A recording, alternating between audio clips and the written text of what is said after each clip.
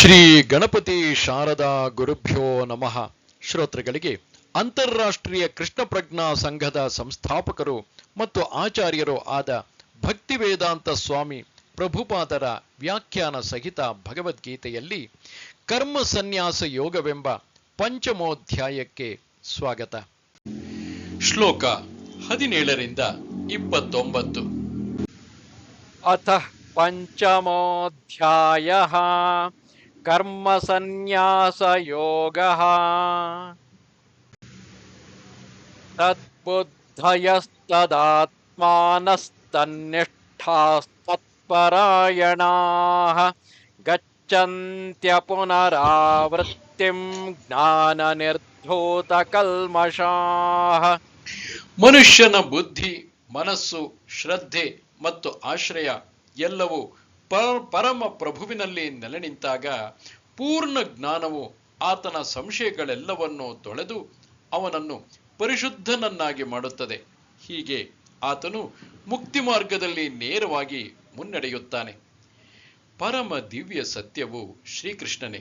ಇಡೀ ಭಗವದ್ಗೀತೆಯು ಕೃಷ್ಣನು ದೇವೋತ್ತಮ ಪರಮಪುರುಷ ಎನ್ನುವ ದೃಢವಾದ ಹೇಳಿಕೆಯ ಸುತ್ತ ಕೇಂದ್ರೀಕೃತವಾಗಿದೆ. ಎಲ್ಲ ವೈದಿಕ ಸಾಹಿತ್ಯವೂ ಇದನ್ನೇ ಹೇಳುತ್ತದೆ. ಪರತತ್ವ ಎಂದರೆ ಪರಮ ಸತ್ಯ. ಪರಮ ಸತ್ಯವನ್ನು ತಿಳಿದವರು ಅದನ್ನು ಬ್ರಹ್ಮನ್, ಪರಮಾತ್ಮ ಮತ್ತು ಭಗವಾನ್ ಎಂದು ತಿಳಿಯುತ್ತಾರೆ. ಭಗವಾನ್ ಅಥವಾ ದೇವೋತ್ತಮ ಪರಮಪುರುಷನು ಪರಮ ಸತ್ಯದ ಅಂತಿಮ ಸಿದ್ಧಾಂತ. ಇದಕ್ಕಿಂತ ಮಿಗಿಲಾದುದು ಏನೂ ಇಲ್ಲ. ಭಗವಂತನು ಮತ್ತಃ ಪರತರಂ ನಾನ್ಯತ್ ಕಿಂಚಿದಸ್ತಿ ಧನಂಜಯ ಎಂದು ಹೇಳುತ್ತಾನೆ. ಕೃಷ್ಣನು ನಿರಾಕಾರ ಬ್ರಹ್ಮನನ್ನು ಸಮರ್ಥಿಸುತ್ತಾನೆ. ಬ್ರಹ್ಮಣೋ ಹಿ ಪ್ರತಿಷ್ಠಾಹಂ. ಆದುದರಿಂದ ಎಲ್ಲ ರೀತಿಗಳಲ್ಲಿ ಕೃಷ್ಣನು ಪರಮ ಸತ್ಯ. ಯಾರ ಮನಸ್ಸು, ಬುದ್ಧಿ, ಶ್ರದ್ಧೆ ಮತ್ತು ಆಶ್ರಯಗಳು ಯಾವಾಗಲೂ ಕೃಷ್ಣನಲ್ಲಿ ಇರುತ್ತವೆಯೋ, ಅಥವಾ ಬೇರೆ ಮಾತುಗಳಲ್ಲಿ ಹೇಳುವುದಾದರೆ ಯಾರು ಸಂಪೂರ್ಣವಾಗಿ ಕೃಷ್ಣ ಪ್ರಜ್ಞೆಯಲ್ಲಿ ಇರುವರೋ ಅವರ ಎಲ್ಲ ಸಂದೇಹಗಳು ನಿಶ್ಚಯವಾಗಿಯೂ ಸಂಪೂರ್ಣವಾಗಿ ತೊಡೆದು ಹೋಗುತ್ತವೆ. ಆತನಿಗೆ ಅಧ್ಯಾತ್ಮವನ್ನು ಕುರಿತ ಪ್ರತಿಯೊಂದು ಸಂಗತಿಯು ಪರಿಪೂರ್ಣವಾಗಿ ತಿಳಿಯುತ್ತದೆ. ಕೃಷ್ಣ ಪ್ರಜ್ಞೆ ಇರುವ ಮನುಷ್ಯನು ಕೃಷ್ಣನಲ್ಲಿ ದ್ವಂದ್ವ ಅಂದರೆ ಒಂದೇ ಕಾಲದಲ್ಲಿ ಏಕತೆ ಮತ್ತು ಪ್ರತ್ಯೇಕತೆ ಇದೆ ಎನ್ನುವುದನ್ನು ಚೆನ್ನಾಗಿ ಅರ್ಥ ಮಾಡಿಕೊಳ್ಳಬಲ್ಲ. ಇಂತಹ ಆಧ್ಯಾತ್ಮಿಕ ಜ್ಞಾನದ ಬಲದಿಂದ ಆತನು ಮುಕ್ತಿ ಮಾರ್ಗದಲ್ಲಿ ದೃಢವಾಗಿ ಮುನ್ನಡೆಯಬಲ್ಲ. ವಿದ್ಯಾ ವಿನಯ ಸಂಪನ್ನೇ ಬ್ರಾಹ್ಮಣೇ ಗವಿಹಸ್ತಿನಿ ಶುನಿ ಚೈವಶ್ವಪಾಕೆ ಚ ಪಂಡಿತಾಃ ಸಮದರ್ಶಿನಃ. ನಮ್ರರಾದ ಜ್ಞಾನಿಗಳು ನಿಜವಾದ ಜ್ಞಾನವನ್ನು ಪಡೆದವರಾದುದರಿಂದ ವಿದ್ಯಾ ವಿನಯ ಸಂಪನ್ನನಾದ ಬ್ರಾಹ್ಮಣನನ್ನು, ಹಸುವನ್ನು, ಆನೆಯನ್ನು, ನಾಯಿಯನ್ನು, ನಾಯಿಯ ಮಾಂಸವನ್ನು ತಿನ್ನುವವನನ್ನು ಅಂದರೆ ಅಂತ್ಯಜನನ್ನು ಒಂದೇ ರೀತಿ ಕಾಣುತ್ತಾರೆ. ಕೃಷ್ಣ ಪ್ರಜ್ಞೆಗಿರುವ ಮನುಷ್ಯನು ಯಾವುದೇ ವರ್ಗಗಳಲ್ಲಿ ಅಥವಾ ಜಾತಿಗಳಲ್ಲಿ ವ್ಯತ್ಯಾಸವನ್ನು ಮಾಡುವುದಿಲ್ಲ. ಸಾಮಾಜಿಕ ದೃಷ್ಟಿಯಿಂದ ಬ್ರಾಹ್ಮಣನು, ಅಂತ್ಯಜನು ಬೇರೆ ಬೇರೆ ಇರಬಹುದು. ನಾಯಿ, ಹಸು ಮತ್ತು ಆನೆಗಳು ಪ್ರಾಣಿ ವರ್ಗದ ದೃಷ್ಟಿಯಿಂದ ಬೇರೆ ಬೇರೆ ಇರಬಹುದು. ಆದರೆ ದೇಹದ ಈ ವ್ಯತ್ಯಾಸಗಳು ವಿದ್ವಾಂಸನಾದ ಅಧ್ಯಾತ್ಮವಾದಿಯ ದೃಷ್ಟಿಯಿಂದ ಅರ್ಥವಿಲ್ಲದವು. ಇದಕ್ಕೆ ಪರಮ ಪ್ರಭುವಿನೊಂದಿಗೆ ಅವುಗಳ ಸಂಬಂಧವೇ ಕಾರಣ. ಏಕೆಂದರೆ ಭಗವಂತನು ಸ್ವಾಂಶವಾದ ಪರಮಾತ್ಮನಲ್ಲಿ ಎಲ್ಲರ ಹೃದಯಗಳಲ್ಲಿದ್ದಾನೆ. ಪರಮ ಸತ್ಯವನ್ನು ಹೀಗೆ ಅರ್ಥ ಮಾಡಿಕೊಳ್ಳುವುದೇ ನಿಜವಾದ ವಿದ್ವತ್ತು. ಬೇರೆ ಬೇರೆ ಜಾತಿಗಳ ಅಥವಾ ಬೇರೆ ಬೇರೆ ಜೀವವರ್ಗಗಳ ದೇಹಗಳ ಮಟ್ಟಿಗೆ ಹೇಳುವುದಾದರೆ ಭಗವಂತನು ಎಲ್ಲರ ವಿಷಯದಲ್ಲಿಯೂ ಒಂದೇ ರೀತಿಯಾಗಿ ದಯೆಯನ್ನು ತೋರಿಸುತ್ತಾನೆ. ಏಕೆಂದರೆ ಅವನು ಪ್ರತಿಯೊಂದು ಜೀವಿಯನ್ನು ಸ್ನೇಹಿತನೆಂದೇ ಕಾಣುತ್ತಾನೆ. ಜೀವಿಗಳ ಸನ್ನಿವೇಶಗಳು ಏನೇ ಇರಲಿ ತಾನು ಪರಮಾತ್ಮನಾಗಿಯೇ ಇರುತ್ತಾನೆ. ಬ್ರಾಹ್ಮಣನ ದೇಹವು ಅಂತ್ಯಜನ ದೇಹವು ಒಂದೇ ಅಲ್ಲ. ಆದರೂ ಪರಮಾತ್ಮನಾಗಿ ಭಗವಂತನು ಅಂತ್ಯಜನಲ್ಲಿಯೂ ಬ್ರಾಹ್ಮಣನಲ್ಲಿಯೂ ಇದ್ದಾನೆ. ದೇಹಗಳು ಐಹಿಕ ಪ್ರಕೃತಿಯ ಬೇರೆ ಬೇರೆ ಗುಣಗಳಿಂದಾದ ಜಡ ವಸ್ತುವಿನ ಉತ್ಪನ್ನಗಳು. ಆದರೆ ದೇಹದೊಳಗಿರುವ ಆತ್ಮನೂ ಪರಮಾತ್ಮನು ಒಂದೇ ಆಧ್ಯಾತ್ಮಿಕ ಗುಣದವರು. ಆತ್ಮನೂ ಪರಮಾತ್ಮನೂ ಗುಣದಲ್ಲಿ ಒಂದೇ ಆಗಿದ್ದರೂ ಪ್ರಮಾಣದಲ್ಲಿ ಒಂದೇ ಅಲ್ಲ. ಏಕೆಂದರೆ ಜೀವಾತ್ಮನು ಆ ನಿರ್ದಿಷ್ಟ ದೇಹದಲ್ಲಿ ಮಾತ್ರ ಇದ್ದಾನೆ. ಆದರೆ ಪರಮಾತ್ಮನು ಪ್ರತಿಯೊಂದು ದೇಹದಲ್ಲಿಯೂ ಇದ್ದಾನೆ. ಕೃಷ್ಣ ಪ್ರಜ್ಞೆ ಇರುವ ಮನುಷ್ಯನಿಗೆ ಇದರ ಸಂಪೂರ್ಣ ತಿಳುವಳಿಕೆ ಇದೆ. ಆದುದರಿಂದ ಅವನು ನಿಜವಾದ ಪಂಡಿತ ಮತ್ತು ಸಮದರ್ಶಿ. ಆತ್ಮ ಮತ್ತು ಪರಮಾತ್ಮರ ಸದೃಶ ಲಕ್ಷಣಗಳೆಂದರೆ ಅವರಿಬ್ಬರಿಗೂ ಪ್ರಜ್ಞೆಯುಂಟು. ಇಬ್ಬರು ನಿತ್ಯರು ಮತ್ತು ಆನಂದಮಯರು. ಆದರೆ ವ್ಯತ್ಯಾಸವೆಂದರೆ ಜೀವಾತ್ಮನ ಪ್ರಜ್ಞೆಯು ದೇಹದ ವ್ಯಾಪ್ತಿಗೆ ಸೀಮಿತವಾಗಿದೆ. ಆದರೆ ಪರಮಾತ್ಮನಿಗೆ ಎಲ್ಲ ದೇಹಗಳ ಪ್ರಜ್ಞೆಗಿದೆ. ಪರಮಾತ್ಮನು ವ್ಯತ್ಯಾಸ ಮಾಡದೆ ಎಲ್ಲ ಶರೀರಗಳಲ್ಲೂ ಇದ್ದಾನೆ.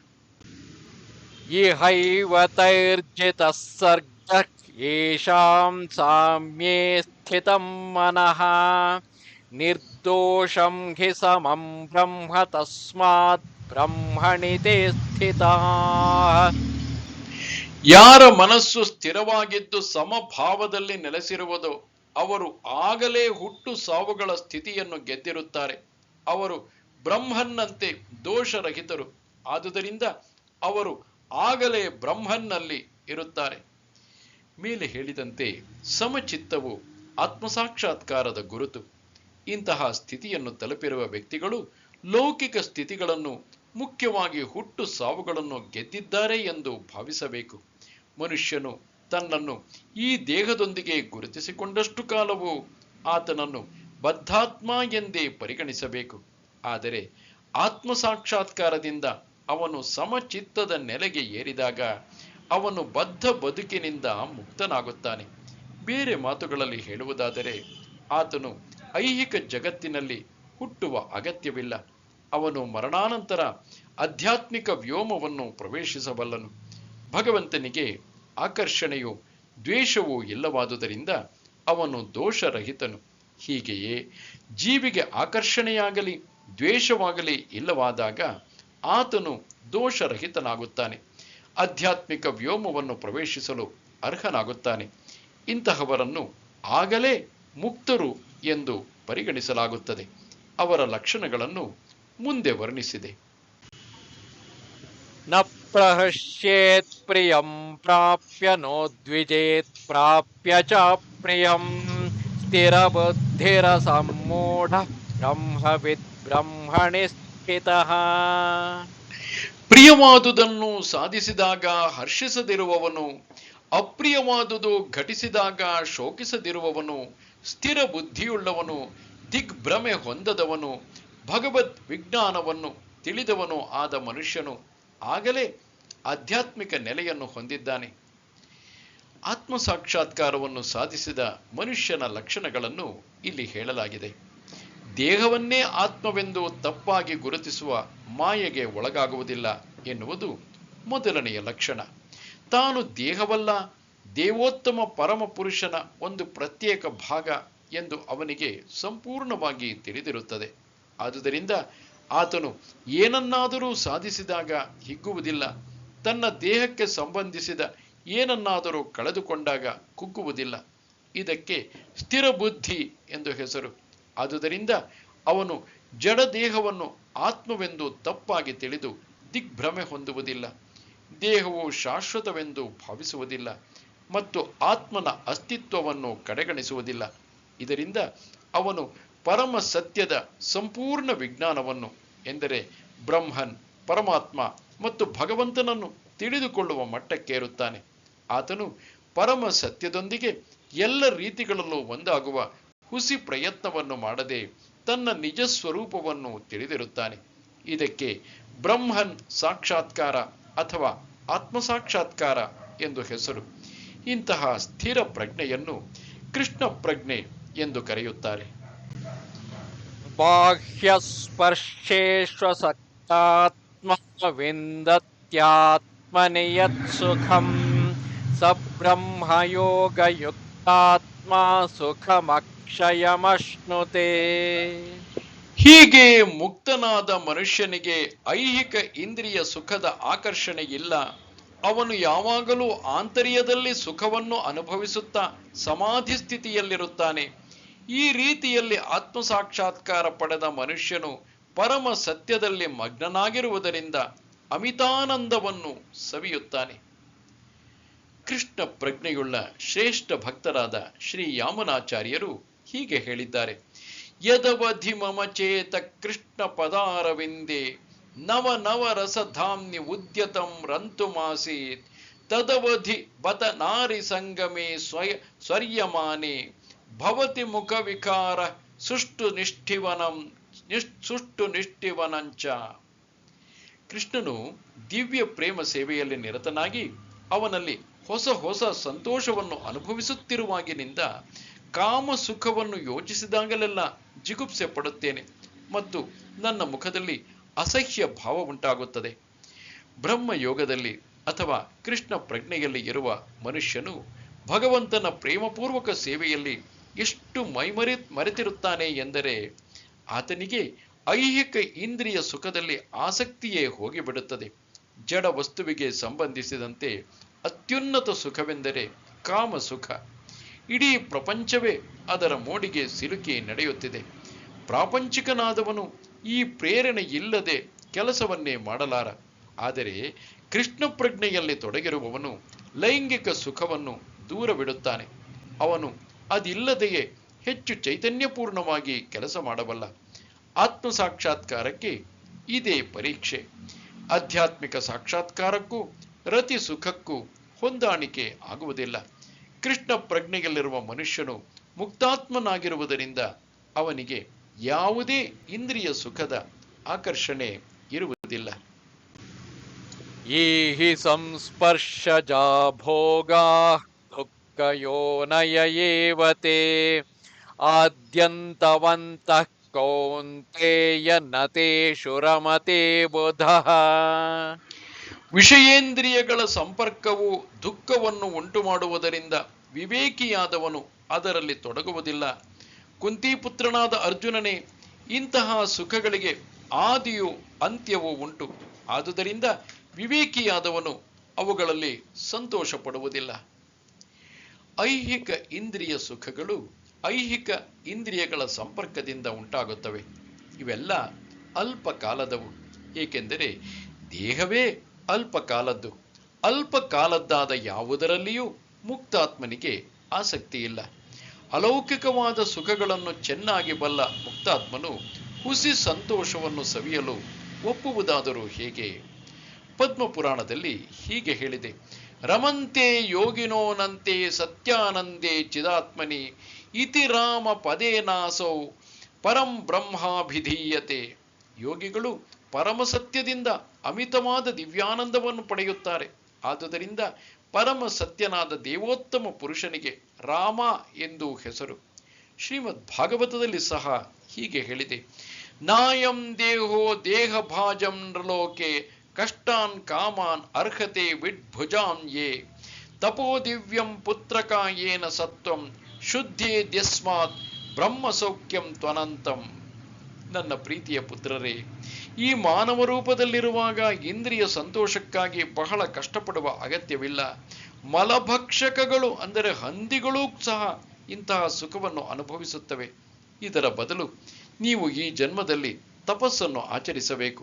ಇದರಿಂದ ನಿಮ್ಮ ಅಸ್ತಿತ್ವವು ಪರಿಶುದ್ಧವಾಗುವುದು. ಇದರ ಫಲವಾಗಿ ನೀವು ಅನಂತವಾದ ದಿವ್ಯಾನಂದವನ್ನು ಸವಿಯುವಿರಿ. ಆದುದರಿಂದ ನಿಜವಾದ ಯೋಗಿಗಳಿಗೆ ಅಥವಾ ವಿದ್ವಜ್ಜನರಾದ ಆಧ್ಯಾತ್ಮಿಕವಾದಿಗಳಿಗೆ ಇಂದ್ರಿಯ ಸುಖಗಳ ಆಕರ್ಷಣೆ ಇರುವುದಿಲ್ಲ. ಈ ಇಂದ್ರಿಯ ಸುಖಗಳು ನಿರಂತರವಾದ ಐಹಿಕ ಅಸ್ತಿತ್ವಕ್ಕೆ ಕಾರಣವಾಗುತ್ತದೆ. ಮನುಷ್ಯನು ಐಹಿಕ ಸುಖಕ್ಕೆ ಅಂಟಿಕೊಂಡಷ್ಟು ಐಹಿಕ ದುಃಖಗಳಲ್ಲಿ ಸಿಕ್ಕಿಕೊಳ್ಳುತ್ತಾನೆ. ಶಕ್ನೋತಿ ಹೈವ ಯಃ ಸೋಢುಂ ಪ್ರಾಕ್ಷರೀರ ವಿಮೋಕ್ಷಣಾತ್ ಕಾಮಕ್ರೋಧೋದ್ಭವಂ ವೇಗಂ ಸಯುಕ್ತಃ ಸ ಸುಖೀ ನರಃ. ಈ ದೇಹವನ್ನು ಬಿಡುವುದಕ್ಕೆ ಮೊದಲೇ ಐಹಿಕ ಇಂದ್ರಿಯಗಳ ಬಯಕೆಗಳನ್ನು ಸಹಿಸಿಕೊಂಡು ಕಾಮ ಕ್ರೋಧಗಳ ಆವೇಗವನ್ನು ತಡೆಯಲು ಶಕ್ತನಾದ ಮನುಷ್ಯನು ಈ ಲೋಕದಲ್ಲಿ ಒಳ್ಳೆಯ ಸ್ಥಿತಿಯಲ್ಲಿರುತ್ತಾನೆ ಮತ್ತು ಸುಖಿಯಾಗಿರುತ್ತಾನೆ. ಆತ್ಮ ಸಾಕ್ಷಾತ್ಕಾರದ ಮಾರ್ಗದಲ್ಲಿ ತಡೆಯಿಲ್ಲದ ಮುನ್ನಡೆಯನ್ನು ಬಯಸುವವನು ಐಹಿಕ ಇಂದ್ರಿಯಗಳ ಆವೇಗವನ್ನು ಹತೋಟಿಯಲ್ಲಿಡಲು ಪ್ರಯತ್ನಿಸಬೇಕು. ಮಾತು, ಕೋಪ, ಮನಸ್ಸು, ಉದರ, ಜನನೇಂದ್ರಿಯ, ನಾಲಿಗೆ ಇವುಗಳ ಒತ್ತಡವಿರುತ್ತದೆ. ನಾನಾ ಇಂದ್ರಿಯಗಳ ಮತ್ತು ಮನಸ್ಸಿನ ಒತ್ತಡಗಳನ್ನು ಹತೋಟಿಯಲ್ಲಿ ಇಡಬಲ್ಲವನಿಗೆ ಗೋಸ್ವಾಮಿ ಅಥವಾ ಸ್ವಾಮಿ ಎಂದು ಹೆಸರು. ಇಂತಹ ಗೋಸ್ವಾಮಿಗಳು ಕಟ್ಟುನಿಟ್ಟಾಗಿ ನಿಯಂತ್ರಿಸಿದ ಜೀವನವನ್ನು ನಡೆಸುತ್ತಾರೆ ಮತ್ತು ಇಂದ್ರಿಯಗಳ ಒತ್ತಡಕ್ಕೆ ಒಳಗಾಗುವುದಿಲ್ಲ. ಐಹಿಕ ಬಯಕೆಗಳು ಪೂರ್ಣಗೊಳ್ಳದಿದ್ದರೆ ಅವು ಕ್ರೋಧವನ್ನು ಉಂಟು ಮಾಡುತ್ತವೆ. ಇದರಿಂದ ಮನಸ್ಸು, ಕಣ್ಣು ಮತ್ತು ಹೃದಯಗಳು ಕ್ಷೋಭೆಗೆ ಒಳಗಾಗುತ್ತವೆ. ಆದುದರಿಂದ ಈ ಐಹಿಕ ದೇಹವನ್ನು ಬಿಡುವ ಮೊದಲೇ ಇವನ್ನು ನಿಯಂತ್ರಿಸುವುದನ್ನು ಮನುಷ್ಯನು ಅಭ್ಯಾಸ ಮಾಡಬೇಕು. ಇದನ್ನು ಮಾಡಬಲ್ಲವನು ಆತ್ಮಸಾಕ್ಷಾತ್ಕಾರವನ್ನು ಪಡೆದವನು ಎಂದು ತಿಳಿಯಬಹುದು. ಹೀಗೆ ಆತ್ಮಸಾಕ್ಷಾತ್ಕಾರದ ಸ್ಥಿತಿಯಲ್ಲಿ ಆತನು ಸುಖವಾಗಿರುತ್ತಾನೆ. ಕಾಮ ಕ್ರೋಧಗಳನ್ನು ನಿಯಂತ್ರಿಸಲು ಶ್ರಮಿಸುವುದು ಆಧ್ಯಾತ್ಮಿಕವಾದಿಗಳ ಕರ್ತವ್ಯ. ಯೋऽन्तಃ ಸುಖೋऽन्तರಾರಾಮಃ ತಥಾन्तರ್ಜ್ಯೋತಿರೇವ ಯಃ ಸ ಯೋಗಿ ಬ್ರಹ್ಮ ನಿರ್ವಾಣಂ ಬ್ರಹ್ಮಭೂತೋऽಧಿಗಚ್ಚತಿ. ಯಾರು ಆಂತರ್ಯದಲ್ಲಿಯೇ ಸುಖ ಪಡುತ್ತಾನೋ, ಯಾರು ಆಂತರ್ಯದಲ್ಲಿಯೇ ಕ್ರಿಯಾಶೀಲನಾಗಿದ್ದು ಸಂತೋಷಿಸುತ್ತಾನೋ ಮತ್ತು ಯಾರ ಗುರಿಯು ಅಂತರ್ಮುಖಿಯಾಗಿದೆಯೋ ಅಂತಹವನು ವಾಸ್ತವವಾಗಿ ಪರಿಪೂರ್ಣ ಯೋಗಿ. ಆತನು ಬ್ರಹ್ಮನ್ನಲ್ಲಿ ಮುಕ್ತನು ಮತ್ತು ಕಟ್ಟ ಕಡೆಗೆ ಪರಮ ಪ್ರಭುವನ್ನು ಹೊಂದುತ್ತಾನೆ. ಬಹಿರಂಗದ ಕ್ರಿಯೆಗಳು ಬಾಹ್ಯ ಸುಖವನ್ನು ಪಡೆಯುವುದಕ್ಕಾಗಿಯೇ ಇವೆ. ಮನುಷ್ಯನು ಅಂತರಂಗದಲ್ಲಿ ಸುಖವನ್ನು ಅನುಭವಿಸಲು ಅಸಮರ್ಥನಾದರೆ ಬಾಹ್ಯ ಸುಖ ನೀಡುವ ಈ ಕ್ರಿಯೆಗಳನ್ನು ಹೇಗೆ ತಾನೇ ಬಿಡಬಲ್ಲನು? ಮುಕ್ತನಾದ ಮನುಷ್ಯನು ವಾಸ್ತವವಾದ ಅನುಭವದಿಂದ ಸುಖವನ್ನು ಸವಿಯುತ್ತಾನೆ. ಆದುದರಿಂದ ಆತನು ಯಾವ ಸ್ಥಳದಲ್ಲಿಯೇ ಆಗಲಿ ಮೌನವಾಗಿ ಕುಳಿತು ತನ್ನೊಳಗೆ ಬದುಕಿನ ಚಟುವಟಿಕೆಗಳನ್ನು ಸವಿಯಬಲ್ಲ. ಇಂತಹ ಮುಕ್ತನಾದ ಮನುಷ್ಯನು ಬಾಹ್ಯ ಐಹಿಕ ಸುಖವನ್ನು ಬಯಸುವುದಿಲ್ಲ. ಈ ಸ್ಥಿತಿಗೆ ಬ್ರಹ್ಮಭೂತ ಎಂದು ಹೆಸರು. ಇದನ್ನು ಸಾಧಿಸಿದರೆ ಭಗವದ್ಧಾಮಕ್ಕೆ ಮರಳುವುದು ಖಂಡಿತ. ಲಭಂತೆ ಬ್ರಹ್ಮ ನಿರ್ವಾಣಂ ಋಷಯಃ ಕ್ಷೀಣಕಲ್ಮಷಾಃ ಛಿನ್ನದ್ವೈಧಾಯತಾತ್ಮಾನಃ ಸರ್ವಭೂತಹಿತೇ ರತಾಃ. ಯಾರು ಸಂದೇಹಗಳಿಂದ ಉದ್ಭವವಾಗುವ ದ್ವಂದ್ವಗಳನ್ನು ಮೀರಿರುವರೋ, ಅಂತರಂಗದಲ್ಲಿ ಮನಸ್ಸನ್ನು ತೊಡಗಿಸಿರುತ್ತಾರೋ, ಎಲ್ಲ ಜೀವಿಗಳ ಹಿತಕ್ಕಾಗಿ ಸದಾ ಶ್ರಮಿಸುವರೋ ಮತ್ತು ಎಲ್ಲ ಪಾಪಗಳಿಂದ ಮುಕ್ತರಾಗಿರುವರೋ ಅವರು ಬ್ರಹ್ಮ ನಿರ್ವಾಣವನ್ನು ಪಡೆಯುತ್ತಾರೆ. ಸಂಪೂರ್ಣವಾಗಿ ಕೃಷ್ಣ ಪ್ರಜ್ಞೆಯಲ್ಲಿರುವ ಮನುಷ್ಯನು ಮಾತ್ರ ಎಲ್ಲ ಜೀವಿಗಳ ಕಲ್ಯಾಣ ಕಾರ್ಯದಲ್ಲಿ ನಿರತನಾಗಿದ್ದಾನೆ ಎಂದು ಹೇಳಬಹುದು. ಎಲ್ಲ ವಸ್ತುಗಳ ಆದಿಮೂಲವು ಕೃಷ್ಣನೆಂಬ ವಾಸ್ತವ ಜ್ಞಾನ ಹೊಂದಿದ್ದು ಆ ಮನೋಧರ್ಮದಲ್ಲಿ ಕೆಲಸ ಮಾಡುವ ಮನುಷ್ಯನು ಎಲ್ಲರಿಗಾಗಿ ಕೆಲಸ ಮಾಡುತ್ತಾನೆ. ಕೃಷ್ಣನೇ ಪರಮ ಭೋಕ್ತಾರ, ಪರಮ ಪ್ರಭು ಮತ್ತು ಪರಮ ಮಿತ್ರ ಎನ್ನುವುದನ್ನು ಮರೆತಿರುವುದೇ ಮಾನವ ಕುಲದ ದುಃಖಗಳಿಗೆ ಕಾರಣ. ಆದುದರಿಂದ ಇಡೀ ಮಾನವ ಸಮಾಜದಲ್ಲಿ ಈ ಪ್ರಜ್ಞೆಯನ್ನು ಪುನಶ್ಚೇತನಗೊಳಿಸಲು ಶ್ರಮಿಸುವುದೇ ಅತ್ಯುನ್ನತ ಕಲ್ಯಾಣ ಕಾರ್ಯ. ಬ್ರಹ್ಮ ನಿರ್ವಾಣವಾಗದೆ ಇಂತಹ ಶ್ರೇಷ್ಠ ಕಲ್ಯಾಣ ಕಾರ್ಯದಲ್ಲಿ ತೊಡಗುವುದು ಸಾಧ್ಯವಿಲ್ಲ. ಕೃಷ್ಣ ಪ್ರಜ್ಞೆಯಿರುವ ಮನುಷ್ಯನಿಗೆ ಕೃಷ್ಣನ ಪರಮಾಧಿಕಾರದ ವಿಷಯದಲ್ಲಿ ಯಾವುದೇ ಸಂದೇಹವಿರುವುದಿಲ್ಲ. ಆತನು ಎಲ್ಲ ಪಾಪಗಳಿಂದಲೂ ಬಿಡುಗಡೆ ಹೊಂದಿದವನು. ಆದುದರಿಂದ ಆತನಿಗೆ ಸಂದೇಹವೇ ಇಲ್ಲ. ಇದೇ ದೈವಿ ಪ್ರೇಮದ ಸ್ಥಿತಿ. ಮಾನವ ಸಮಾಜದ ಭೌತಿಕ ಹಿತಕ್ಕಾಗಿ ಮಾತ್ರ ಶ್ರಮಿಸುತ್ತಿರುವವನು ವಾಸ್ತವವಾಗಿ ಯಾರಿಗೂ ಸಹಾಯ ಮಾಡಲಾರ. ಬಾಹ್ಯ ಶರೀರಕ್ಕೆ ಮತ್ತು ಮನಸ್ಸಿಗೆ ತಾತ್ಕಾಲಿಕ ಪರಿಹಾರವನ್ನು ಕೊಡುವುದು ತೃಪ್ತಿಕರವಲ್ಲ. ಮನುಷ್ಯ ಭಗವಂತನೊಡನೆ ತನ್ನ ಸಂಬಂಧವನ್ನು ಮರೆತಿರುವುದೇ ಬದುಕಿನ ಕಠಿಣ ಹೋರಾಟದಲ್ಲಿ ಅವನ ಕ್ಲೇಶಗಳಿಗೆ ಕಾರಣ. ಮನುಷ್ಯನಿಗೆ ಕೃಷ್ಣನೊಡನೆ ತನ್ನ ಸಂಬಂಧದ ಸಂಪೂರ್ಣ ಪ್ರಜ್ಞೆಯಿರುವಾಗ ಆತನು ಅಶಾಶ್ವತ ಐಹಿಕ ದೇಹದಲ್ಲಿ ಇದ್ದರೂ ವಾಸ್ತವವಾಗಿ ಮುಕ್ತಾತ್ಮನೇ. ಕಾಮಕ್ರೋಧ ವಿಯುಕ್ತಾನಾಂ ಯತೀನಾಂ ಯತಚೇತಸಾಂ ಅಭಿತೋ ಬ್ರಹ್ಮ ನಿರ್ವಾಣಂ ವರ್ತತೆ ವಿದಿತಾತ್ಮನಾಂ. ಕಾಮಕ್ರೋಧಗಳಿಂದ ಬಿಡುಗಡೆ ಹೊಂದಿರುವವರು, ಆತ್ಮಸಾಕ್ಷಾತ್ಕಾರವನ್ನು ಪಡೆದವರು, ಸ್ವಯಂ ಶಿಸ್ತಿರುವವರು ಮತ್ತು ನಿರಂತರವಾಗಿ ಪರಿಪೂರ್ಣತೆಗಾಗಿ ಶ್ರಮಿಸುತ್ತಿರುವವರು ಆದವರಿಗೆ ಶೀಘ್ರವಾಗಿ ಬ್ರಹ್ಮ ನಿರ್ವಾಣವು ದೊರೆಯುವುದು ಖಂಡಿತ. ಸದಾ ಮುಕ್ತಿಗಾಗಿ ಶ್ರಮಿಸುತ್ತಿರುವ ಸಂತರಲ್ಲಿ ಕೃಷ್ಣ ಪ್ರಜ್ಞೆ ಇರುವವನೇ ಶ್ರೇಷ್ಠನಾದವನು. ಭಾಗವತವು ಈ ಅಂಶವನ್ನು ಹೀಗೆ ದೃಢಪಡಿಸುತ್ತದೆ. ಯತ್ಪಾದ ಪಂಕಜ ಪಲಾಶ ವಿಲಾಸ ಭಕ್ತ್ಯ ಕರ್ಮಾಶಯಂ ಗ್ರಥಿತಂ ಉದ್ಗ್ರಥಯಂತಿ ಸಂತಹ ತದ್ವನ್ನ ಮತಯೋ ಯತಯೋಪಿರುದ್ಧ ಸ್ರೋತೋ ಗಣಾಸ್ತಮ ಅರಣಂ ಭಜ ವಾಸುದೇವಂ. ದೇವೋತ್ತಮ ಪರಮ ಪುರುಷನಾದ ವಾಸುದೇವನನ್ನು ಭಕ್ತಿ ಸೇವೆಯಿಂದ ಪೂಜಿಸಲು ಪ್ರಯತ್ನಿಸು, ಸಾಕು. ಭಗವಂತನ ಪಾದ ಕಮಲಗಳ ಸೇವೆಯಿಂದ ದಿವ್ಯಾನಂದದಲ್ಲಿ ನಿರತರಾದವರು ಕಾಮ್ಯ ಕರ್ಮಗಳಿಗಾಗಿ ಬೇರೂರಿರುವ ಬಯಕೆಯನ್ನು ಬುಡ ಸಹಿತ ಕಿತ್ತು ಹಾಕಬಲ್ಲರು. ಅವರು ಇಂದ್ರಿಯಗಳ ಆವೇಗವನ್ನು ನಿಯಂತ್ರಿಸುವಷ್ಟರ ಮಟ್ಟಿಗೆ ಮಹಾ ಸಂತರೂ ಕೂಡ ನಿಯಂತ್ರಿಸಲಾರರು. ಬದ್ಧ ಆತ್ಮನಲ್ಲಿ ಕರ್ಮ ಫಲವನ್ನು ಸವಿಯುವ ಬಯಕೆಯು ಎಷ್ಟು ಆಳವಾಗಿದೆ ಎಂದರೆ ಮಹಾಸಂತರಿಗೂ ಕೂಡ ತುಂಬಾ ಶ್ರಮಪಟ್ಟರೂ ಇಂತಹ ಬಯಕೆಗಳನ್ನು ನಿಯಂತ್ರಿಸಲು ಸಾಧ್ಯವಾಗುವುದಿಲ್ಲ. ಕೃಷ್ಣ ಪ್ರಜ್ಞೆಯಿಂದ ಕೂಡಿ ಭಕ್ತಿ ಸೇವೆಯಲ್ಲಿ ಸದಾ ನಿರತನಾಗಿರುವ ಮತ್ತು ಆತ್ಮಸಾಕ್ಷಾತ್ಕಾರದಲ್ಲಿ ಪರಿಪೂರ್ಣನಾದ ಭಗವದ್ ಭಕ್ತನು ಬಹುಬೇಗ ಬ್ರಹ್ಮ ನಿರ್ವಾಣವನ್ನು ಪಡೆಯುತ್ತಾನೆ. ಆತ್ಮಸಾಕ್ಷಾತ್ಕಾರದಲ್ಲಿ ಸಂಪೂರ್ಣ ಜ್ಞಾನವಿರುವುದರಿಂದ ಆತನು ಸದಾ ಸಮಾಧಿ ಸ್ಥಿತಿಯಲ್ಲಿ ಇರುತ್ತಾನೆ. ಇದೇ ತೆರನಾದ ಒಂದು ನಿದರ್ಶನವನ್ನು ಇಲ್ಲಿ ಕೊಡಬಹುದು. ದರ್ಶನ ಧ್ಯಾನ ಸಂಸ್ಪರ್ಶೈರ್ ಮತ್ಸ್ಯ ಕೂರ್ಮ ವಿಹಂಗಮಾಹ ಸ್ಥಾನ್ಯಪತ್ಯಾನಿ ಪುಷ್ಣಂತಿ ತಥಾಹಂ ಅಪಿ ಪದ್ಮಜ. ನೋಟ, ಧ್ಯಾನ ಮತ್ತು ಸ್ಪರ್ಶ ಇವುಗಳಿಂದ ಮಾತ್ರವೇ ಮೀನು, ಆಮೆ ಮತ್ತು ಪಕ್ಷಿಗಳು ತಮ್ಮ ಸಂತತಿಯನ್ನು ಸಂರಕ್ಷಿಸುತ್ತವೆ.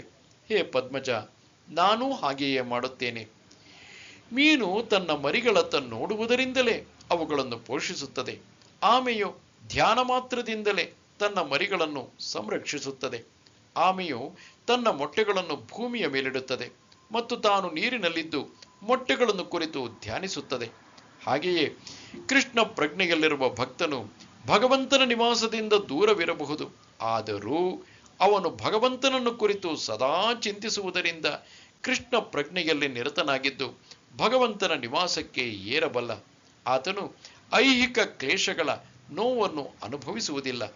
ಈ ಸ್ಥಿತಿಯನ್ನು ಬ್ರಹ್ಮ ನಿರ್ವಾಣ ಎಂದು ಕರೆಯಲಾಗುತ್ತದೆ. ಸದಾ ಭಗವಂತನಲ್ಲಿ ಮಗ್ನನಾಗಿರುವುದರಿಂದ ಐಹಿಕ ಕ್ಲೇಶಗಳು ಇಲ್ಲದಿರುವುದೇ ಈ ಸ್ಥಿತಿ. ಸ್ಪರ್ಶಾನ್ ಕೃತ್ವಾ ಬಹಿರ್ಬಾಹ್ಯಾಂ ಚಕ್ಷಶ್ಚೈವಾಂತರೆ ಭ್ರುವೋಃ ಪ್ರಾಣಾಪಾನೌ ಸಮೌ ಕೃತ್ವಾ ನಾಸಾಭ್ಯಂತರಚಾರಿಣೌ ಯತೇಂದ್ರಿಯಮನೋಬುದ್ಧಿಃ ಮುನಿರ್ಮೋಕ್ಷಪರಾಯಣಃ ವಿಗತೇಚ್ಛಾ ಭಯಕ್ರೋಧಃ ಯಃ ಸದಾ ಮುಕ್ತ ಏವ ಸಃ. ಅಧ್ಯಾತ್ಮವಾದಿಯು ಹೊರಗಿರುವ ಇಂದ್ರಿಯ ವಿಷಯಗಳನ್ನು ದೂರ ಮಾಡಿ ಕಣ್ಣುಗಳನ್ನು, ದೃಷ್ಟಿಯನ್ನು ಎರಡು ಹುಬ್ಬುಗಳ ನಡುವೆ ಕೇಂದ್ರೀಕರಿಸಿ ಶ್ವಾಸೋಚ್ಛ್ವಾಸಗಳನ್ನು ಮೂಗಿನ ಹೊಳ್ಳೆಗಳಲ್ಲಿ ನಿಲ್ಲಿಸಿ ಆ ಮೂಲಕ ಮನಸ್ಸನ್ನು, ಇಂದ್ರಿಯಗಳನ್ನು, ಬುದ್ಧಿಯನ್ನು ನಿಯಂತ್ರಿಸಿ ಮೋಕ್ಷವನ್ನೇ ಗುರಿಯನ್ನಾಗಿ ಮಾಡಿಕೊಂಡಿರುತ್ತಾನೆ. ಇಂತಹ ಅಧ್ಯಾತ್ಮವಾದಿಯು ಆಸೆ, ಭಯ ಮತ್ತು ಕ್ರೋಧಗಳಿಂದ ಮುಕ್ತನಾಗುತ್ತಾನೆ. ಸದಾ ಈ ಸ್ಥಿತಿಯಲ್ಲಿ ಇರುವವನು ನಿಶ್ಚಯವಾಗಿಯೂ ಮುಕ್ತನಾದವನು. ಕೃಷ್ಣ ಪ್ರಜ್ಞೆಯಲ್ಲಿ ನಿರತನಾದವನು ಕೂಡಲೇ ತನ್ನ ಆಧ್ಯಾತ್ಮಿಕ ಗುರುತನ್ನು ಕಂಡುಕೊಳ್ಳಬಹುದು. ಆಗ ಆತನು ಭಕ್ತಿ ಸೇವೆಯಿಂದ ಭಗವಂತನನ್ನು ಅರಿಯಬಹುದು. ಭಕ್ತಿ ಸೇವೆಯಲ್ಲಿ ಚೆನ್ನಾಗಿ ನೆಲೆಯನ್ನು ಕಂಡುಕೊಂಡ ಮನುಷ್ಯನು ಅಲೌಕಿಕ ಸ್ಥಿತಿಗೆ ಏರುತ್ತಾನೆ. ಆಗ ಆತನು ತನ್ನ ಕಾರ್ಯಕ್ಷೇತ್ರದಲ್ಲಿ ಭಗವಂತನ ಸಾನ್ನಿಧ್ಯವನ್ನು ಅನುಭವಿಸುವ ಯೋಗ್ಯತೆಯನ್ನು ಪಡೆದುಕೊಳ್ಳುತ್ತಾನೆ. ಈ ವಿಶಿಷ್ಟ ಸ್ಥಿತಿಯನ್ನು ಬ್ರಹ್ಮ ನಿರ್ವಾಣ ಎಂದು ಕರೆಯುತ್ತಾರೆ. ಬ್ರಹ್ಮ ನಿರ್ವಾಣದ ತತ್ವಗಳನ್ನು ವಿವರಿಸಿದ ನಂತರ ಭಗವಂತನು ಅಷ್ಟಾಂಗ ಯೋಗ ಎನ್ನುವ ಯೋಗಾಭ್ಯಾಸದಿಂದ ಆ ಸ್ಥಿತಿಯನ್ನು ತಲುಪುವುದು ಹೇಗೆ ಎಂದು ಅರ್ಜುನನಿಗೆ ಬೋಧಿಸುತ್ತಾನೆ. ಅಷ್ಟಾಂಗ ಯೋಗವನ್ನು 8 ಬಗೆಯ ಕ್ರಮಗಳಲ್ಲಿ ವಿಭಾಗಿಸಬಹುದು. ಆ ಕ್ರಮಗಳಿಗೆ ಯಮ, ನಿಯಮ, ಆಸನ, ಪ್ರಾಣಾಯಾಮ, ಪ್ರತ್ಯಾಹಾರ, ಧಾರಣ, ಧ್ಯಾನ ಮತ್ತು ಸಮಾಧಿ ಎಂದು ಹೆಸರು. 6ನೆಯ ಅಧ್ಯಾಯದಲ್ಲಿ ಯೋಗದ ವಿಷಯವನ್ನು ಸ್ಪಷ್ಟವಾಗಿ ವಿವರಿಸಿದೆ. 5ನೆಯ ಅಧ್ಯಾಯದ ಕೊನೆಯಲ್ಲಿ ಅದನ್ನು ಪೂರ್ವಭಾವಿಯಾಗಿ ಅಷ್ಟೇ ವಿವರಿಸಿದೆ. ಯೋಗದಲ್ಲಿ ಪ್ರತ್ಯಾಹಾರ ಪ್ರಕ್ರಿಯೆಯಿಂದ ಶಬ್ದ, ಸ್ಪರ್ಶ, ರೂಪ, ರುಚಿ ಮತ್ತು ವಾಸನೆ ಮೊದಲಾದ ಇಂದ್ರಿಯ ವಿಷಯಗಳನ್ನು ದೂರವಿಡಬೇಕು. ಅನಂತರ ಕಣ್ಣಿನ ನೋಟವನ್ನು ಎರಡು ಹುಬ್ಬುಗಳ ಮಧ್ಯೆ ನಿಲ್ಲಿಸಿ ಕಣ್ಣನ್ನು ಅರ್ಧ ಮುಚ್ಚಿ ಮೂಗಿನ ಕೊನೆಯಲ್ಲಿ ಕೇಂದ್ರೀಕರಿಸಬೇಕು. ಕಣ್ಣನ್ನು ಸಂಪೂರ್ಣವಾಗಿ ಮುಚ್ಚಿ ಪ್ರಯೋಜನವಿಲ್ಲ, ಏಕೆಂದರೆ ಆಗ ನಿದ್ರೆ ಮಾಡಿಬಿಡುವ ಸಂಭವವಿದೆ. ಕಣ್ಣನ್ನು ಸಂಪೂರ್ಣವಾಗಿ ತೆರೆದೂ ಪ್ರಯೋಜನವಿಲ್ಲ, ಏಕೆಂದರೆ ಆಗ ಇಂದ್ರಿಯ ವಸ್ತುಗಳಿಂದ ಆಕರ್ಷಿತರಾಗುವ ಅಪಾಯವಿದೆ. ದೇಹದಲ್ಲಿ ಮೇಲಕ್ಕೆ ಹೋಗುವ ಮತ್ತು ಕೆಳಕ್ಕೆ ಹೋಗುವ ಗಾಳಿಯನ್ನು ತಟಸ್ಥಗೊಳಿಸಿ ಉಸಿರಾಟವನ್ನು ಹೊಳ್ಳೆಗಳಲ್ಲಿ ನಿಯಂತ್ರಿಸಬೇಕು. ಇಂತಹ ಯೋಗಾಭ್ಯಾಸದಿಂದ ಮನುಷ್ಯನು ಇಂದ್ರಿಯಗಳ ಮೇಲೆ ಹತೋಟಿಯನ್ನು ಪಡೆಯಬಹುದು, ಬಾಹ್ಯ ಇಂದ್ರಿಯ ವಸ್ತುಗಳಿಂದ ದೂರವಿರಬಹುದು. ಹೀಗೆ ಬ್ರಹ್ಮನಲ್ಲಿ ಮುಕ್ತಿ ಪಡೆಯಲು ಸಿದ್ಧ ಮಾಡಿಕೊಳ್ಳಬಹುದು. ಈ ಯೋಗ ಪ್ರಕ್ರಿಯೆಯು ಮನುಷ್ಯನು ಎಲ್ಲಾ ಬಗೆಯ ಭಯ ಮತ್ತು ಕ್ರೋಧಗಳಿಂದ ಮುಕ್ತನಾಗಲು ಸಹಾಯ ಮಾಡುತ್ತದೆ. ಹೀಗೆ ಆಧ್ಯಾತ್ಮಿಕ ಸನ್ನಿವೇಶದಲ್ಲಿ ಪರಮಾತ್ಮನ ಸಾನ್ನಿಧ್ಯವನ್ನು ಅನುಭವಿಸಲು ನೆರವಾಗುತ್ತದೆ. ಬೇರೆ ಮಾತುಗಳಲ್ಲಿ ಹೇಳುವುದಾದರೆ, ಯೋಗ ತತ್ವಗಳ ಆಚರಣೆಗೆ ಕೃಷ್ಣ ಪ್ರಜ್ಞೆಯೇ ಅತ್ಯಂತ ಸುಲಭವಾದ ಪ್ರಕ್ರಿಯೆ. ಇದನ್ನು ಮುಂದಿನ ಅಧ್ಯಾಯದಲ್ಲಿ ಸಂಪೂರ್ಣವಾಗಿ ವಿವರಿಸಲಾಗಿದೆ. ಕೃಷ್ಣ ಪ್ರಜ್ಞೆ ಇರುವ ಮನುಷ್ಯನು ಸದಾ ಭಕ್ತಿ ಸೇವೆಯಲ್ಲಿ ನಿರತನಾಗಿರುವನು. ಇದರಿಂದ ತನ್ನ ಇಂದ್ರಿಯಗಳನ್ನು ಬೇರೆ ಯಾವುದೇ ಕಾರ್ಯದಲ್ಲಿ ತೊಡಗಿಸುವ ಅಪಾಯವನ್ನು ದೂರ ಇಡುವನು. ಇಂದ್ರಿಯಗಳ ನಿಯಂತ್ರಣಕ್ಕೆ ಅಷ್ಟಾಂಗ ಯೋಗಕ್ಕಿಂತ ಇದೇ ಉತ್ತಮ ಮಾರ್ಗ. ಭೋಕ್ತಾರಂ ಯಜ್ಞ ತಪಸಾಂ ಸರ್ವಲೋಕಮಹೇಶ್ವರಂ ಸುಹೃದಂ ಸರ್ವಭೂತಾನಾಂ ಜ್ಞಾತ್ವಾ ಮಾಂ ಶಾಂತಿಮೃಚ್ಛತಿ. ನನ್ನ ವಿಷಯವಾಗಿ ಸಂಪೂರ್ಣ ಪ್ರಜ್ಞೆಯನ್ನಿಟ್ಟುಕೊಂಡು ಎಲ್ಲ ಯಜ್ಞಗಳ ಮತ್ತು ತಪಸ್ಸುಗಳ ಕಟ್ಟ ಕಡೆಯ ಭೋಕ್ತೃ ನಾನೇ, ಎಲ್ಲ ಲೋಕಗಳ ಮತ್ತು ದೇವತೆಗಳ ಪರಮ ಪ್ರಭು ನಾನೇ, ಮತ್ತು ಎಲ್ಲ ಜೀವಿಗಳ ಉಪಕಾರಿಯೂ ಹಿತೈಷಿಯೂ ನಾನೇ ಎಂದು ಅರಿತ ಮನುಷ್ಯನು ಐಹಿಕ ದುಃಖಗಳ ಯಾತನೆಯಿಂದ ಮುಕ್ತನಾಗಿ ಶಾಂತಿಯನ್ನು ಪಡೆಯುವನು. ಮಾಯಾ ಶಕ್ತಿಯ ಹಿಡಿತಕ್ಕೆ ಸಿಕ್ಕ ಎಲ್ಲ ಬದ್ಧ ಆತ್ಮಗಳಿಗೂ ಐಹಿಕ ಜಗತ್ತಿನಲ್ಲಿ ಶಾಂತಿಯನ್ನು ಪಡೆಯುವ ಕಾತರವಿರುತ್ತದೆ. ಆದರೆ ಅವರಿಗೆ ಶಾಂತಿಯ ಸೂತ್ರವು ಗೊತ್ತಿರುವುದಿಲ್ಲ. ಅದನ್ನು ಭಗವದ್ಗೀತೆಯ ಈ ಭಾಗದಲ್ಲಿ ವಿವರಿಸಲಾಗಿದೆ. ಅತ್ಯಂತ ಶ್ರೇಷ್ಠ ಶಾಂತಿ ಸೂತ್ರ ಇದಿಷ್ಟೇ: ಎಲ್ಲ ಮನುಷ್ಯರ ಕಾರ್ಯಗಳ ಫಲವು ಶ್ರೀಕೃಷ್ಣನದೇ. ಅವನೇ ಎಲ್ಲ ಲೋಕಗಳ ಮತ್ತು ಎಲ್ಲ ದೇವತೆಗಳ ಒಡೆಯ. ಆದುದರಿಂದ ಮಾನವರು ಸರ್ವಸ್ವವನ್ನು ಭಗವಂತನ ದಿವ್ಯ ಸೇವೆಗೆ ಅರ್ಪಿಸಬೇಕು. ಅವನಿಗಿಂತ ಯಾರೂ ಶ್ರೇಷ್ಠರಲ್ಲ. ದೇವತೆಗಳಲ್ಲಿ ಶ್ರೇಷ್ಠರಾದ ಶಿವ ಮತ್ತು ಬ್ರಹ್ಮರಿಗಿಂತ ಅವನು ಶ್ರೇಷ್ಠನು. ವೇದಗಳಲ್ಲಿ, ಅಂದರೆ ಶ್ವೇತಾಶ್ವತರ ಉಪನಿಷತ್ತಿನಲ್ಲಿ ಭಗವಂತನನ್ನು ತಮ್ ಈಶ್ವರಾಣಾಂ ಪರಮಂ ಮಹೇಶ್ವರಂ ಎಂದು ವರ್ಣಿಸಿದೆ. ಮಾಯೆಯ ಪ್ರಭಾವದಿಂದ ಜೀವಿಗಳು ತಾವು ಕಂಡದ್ದಕ್ಕೆಲ್ಲ ಒಡೆಯರಾಗಬೇಕೆಂದು ಪ್ರಯತ್ನಿಸುತ್ತಿದ್ದಾರೆ. ಆದರೆ ವಾಸ್ತವವಾಗಿ ಅವರು ಭಗವಂತನ ಮಾಯಾಶಕ್ತಿಯ ಪ್ರಭಾವಕ್ಕೆ ಒಳಗಾಗಿದ್ದಾರೆ. ಭಗವಂತನು ಐಹಿಕ ಪ್ರಕೃತಿಯ ಒಡೆಯ. ಬದ್ಧ ಆತ್ಮರು ಐಹಿಕ ಪ್ರಕೃತಿಯ ಅತ್ಯಂತ ಕಟ್ಟುನಿಟ್ಟಿನ ನಿಯಮಗಳಿಗೆ ಒಳಗಾಗಿದ್ದಾರೆ. ಈ ವಾಸ್ತವಾಂಶಗಳನ್ನಾದರೂ ಮನುಷ್ಯನು ಅರ್ಥ ಮಾಡಿಕೊಳ್ಳದಿದ್ದರೆ ಪ್ರಪಂಚದಲ್ಲಿ ವೈಯಕ್ತಿಕವಾಗಿ ಆಗಲಿ ಸಾಮೂಹಿಕವಾಗಿ ಆಗಲಿ ಶಾಂತಿಯನ್ನು ಸಾಧಿಸುವುದು ಸಾಧ್ಯವಿಲ್ಲ. ಕೃಷ್ಣ ಪ್ರಜ್ಞೆಯ ಅರ್ಥ ಇದು. ಶ್ರೀಕೃಷ್ಣನೇ ಪರಮಾಧಿಕಾರಿ. ಮಹಾನ್ ದೇವತೆಗಳೂ ಸೇರಿದಂತೆ ಎಲ್ಲ ಜೀವಿಗಳು ಅವನ ಅಧಿಕಾರಕ್ಕೆ ಒಳಪಟ್ಟವರು. ಕೃಷ್ಣ ಪ್ರಜ್ಞೆಯಲ್ಲಿ ಮಾತ್ರ ಮನುಷ್ಯನಿಗೆ ಸಂಪೂರ್ಣ ಶಾಂತಿಯು ಸಾಧ್ಯ. 5ನೆಯ ಅಧ್ಯಾಯವು ಕೃಷ್ಣ ಪ್ರಜ್ಞೆಯ ಕಾರ್ಯಸಾಧ್ಯ ವಿವರಣೆ. ಇದು ಸಾಮಾನ್ಯವಾಗಿ ಕರ್ಮಯೋಗ ಎಂದೇ ಪರಿಚಿತವಾಗಿದೆ. ಕರ್ಮಯೋಗವು ಮುಕ್ತಿಯನ್ನು ತಂದುಕೊಡಲು ಹೇಗೆ ಸಾಧ್ಯ ಎನ್ನುವ ಪ್ರಶ್ನೆಗೆ ಉತ್ತರ ಇಲ್ಲಿದೆ. ಕೃಷ್ಣ ಪ್ರಜ್ಞೆಯಲ್ಲಿ ಕೆಲಸ ಮಾಡುವುದೆಂದರೆ ಭಗವಂತನೇ ಪರಮಾಧಿಕಾರಿ ಎನ್ನುವ ಸಂಪೂರ್ಣ ಅರಿವಿನಲ್ಲಿ ಕೆಲಸ ಮಾಡುವುದು. ಇಂತಹ ಕೆಲಸವು ಆಧ್ಯಾತ್ಮಿಕ ಅರಿವಿನಿಂದ ಭಿನ್ನವೇನಲ್ಲ. ನೇರವಾದ ಕೃಷ್ಣ ಪ್ರಜ್ಞೆಯು ಭಕ್ತಿಯೋಗ, ಜ್ಞಾನಯೋಗವು ಭಕ್ತಿಯೋಗಕ್ಕೆ ದಾರಿ. ಕೃಷ್ಣ ಪ್ರಜ್ಞೆ ಎಂದರೆ ಪರಮ ಸತ್ಯದೊಂದಿಗೆ ತನ್ನ ಸಂಬಂಧದ ಸಂಪೂರ್ಣ ತಿಳುವಳಿಕೆಯನ್ನು ಇಟ್ಟುಕೊಂಡು ಕೆಲಸ ಮಾಡುವುದು. ಈ ಅರಿವಿನ ಪರಿಪೂರ್ಣತೆಯು ಸಂಪೂರ್ಣ ಕೃಷ್ಣ ಜ್ಞಾನ ಅಥವಾ ದೇವೋತ್ತಮ ಪರಮ ಪುರುಷನ ಜ್ಞಾನ. ಪರಿಶುದ್ಧವಾದ ಆತ್ಮನು ಭಗವಂತನ ವಿಭಿನ್ನಾಂಶವೇ ಆಗಿ ಅವನ ನಿರಂತರ ಸೇವಕ. ಮಾಯೆಯ ಮೇಲೆ ಪ್ರಭುತ್ವ ನಡೆಸುವ ಬಯಕೆಯಿಂದಾಗಿ ಆತ್ಮನಿಗೆ ಮಾಯೆಯ ಸಂಪರ್ಕವಾಗುತ್ತದೆ. ಅವನ ಹಲವು ಕಷ್ಟಗಳಿಗೆ ಇದೇ ಕಾರಣ. ಜಡವಸ್ತುವಿನೊಡನೆ ಸಂಪರ್ಕವಿರುವಷ್ಟು ಕಾಲವು ಆತನು ಭೌತಿಕ ಅಗತ್ಯಗಳ ಪ್ರಕಾರ ಕೆಲಸ ಮಾಡಬೇಕಾಗುತ್ತದೆ. ಆದರೆ ಕೃಷ್ಣ ಪ್ರಜ್ಞೆಯು ಮನುಷ್ಯನು ಜಡವಸ್ತುವಿನ ವ್ಯಾಪ್ತಿಯಲ್ಲಿ ಇದ್ದಾಗಲೇ ಆಧ್ಯಾತ್ಮಿಕ ಜೀವನಕ್ಕೆ ಅವನನ್ನು ಕೊಂಡೊಯ್ಯುತ್ತದೆ. ಏಕೆಂದರೆ ಅದು ಐಹಿಕ ಜಗತ್ತಿನಲ್ಲಿ ಕಾರ್ಯ ಮಾಡುತ್ತಿರುವಾಗಲೇ ಆಧ್ಯಾತ್ಮಿಕ ಪ್ರಜ್ಞೆಯನ್ನು ಜಾಗೃತಗೊಳಿಸುತ್ತದೆ. ಮನುಷ್ಯನು ಮುನ್ನಡೆದಷ್ಟು ಅವನು ಜಡವಸ್ತುವಿನ ಹಿಡಿತದಿಂದ ಪಾರಾಗುತ್ತಾನೆ. ಭಗವಂತನು ಯಾರ ವಿಷಯದಲ್ಲಿಯೂ ಪಕ್ಷಪಾತಿಯಲ್ಲ. ಎಲ್ಲವೂ ಕೃಷ್ಣ ಪ್ರಜ್ಞೆಯಲ್ಲಿ ಮನುಷ್ಯನು ಕರ್ತವ್ಯಗಳನ್ನು ಕಾರ್ಯಶೀಲವಾಗಿ ನಿರ್ವಹಿಸುವುದನ್ನೇ ಅವಲಂಬಿಸಿದೆ. ಕೃಷ್ಣ ಪ್ರಜ್ಞೆಯು ಮನುಷ್ಯನಿಗೆ ಎಲ್ಲಾ ರೀತಿಗಳಲ್ಲಿ ಇಂದ್ರಿಯಗಳನ್ನು ನಿಯಂತ್ರಿಸಿ ಕಾಮ ಕ್ರೋಧಗಳ ಪರಿಣಾಮವನ್ನು ಗೆಲ್ಲುವುದಕ್ಕೆ ನೆರವಾಗುತ್ತದೆ.